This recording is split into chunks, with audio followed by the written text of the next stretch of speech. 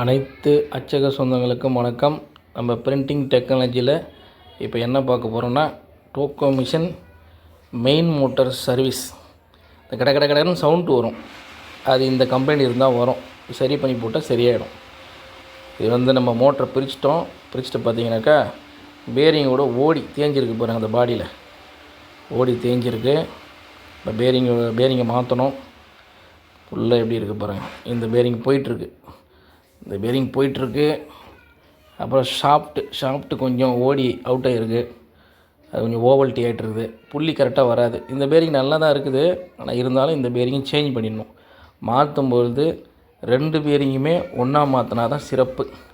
அதை மாற்றணும். மோட்டார் பாடி பாருங்கள், ஃபுல்லாக தண்ணி பட்டு ஃபுல்லாக ரெஸ்ட் ஆகிட்டுருக்குது.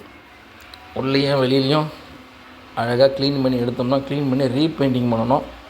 ரீபெயிண்டிங் பண்ணி எல்லாம் அசெம்பிள் பண்ணி அதுக்கப்புறம் தான் மிஷினில் ஃபிட் பண்ணணும். இது இந்த பேரிங்கை கழட்டணும். அதை போட்டிருக்கேன். பேரிங் கழட்டணும். இது பேரிங் மாட்டியாச்சு, 2 பேரிங்கும். இப்போ பாருங்கள், அழகாக அசெம்பிள் பண்ணியாச்சு. மிஷினில் ஃபிட் பண்ணி ரன்னிங் போகுது பாருங்கள். இந்த மாதிரி பண்ணி போட்டுட்டிங்கனாக்கா உங்களுக்கு அந்த கடன்னு சவுண்டுன்றது வராது. வணக்கம்.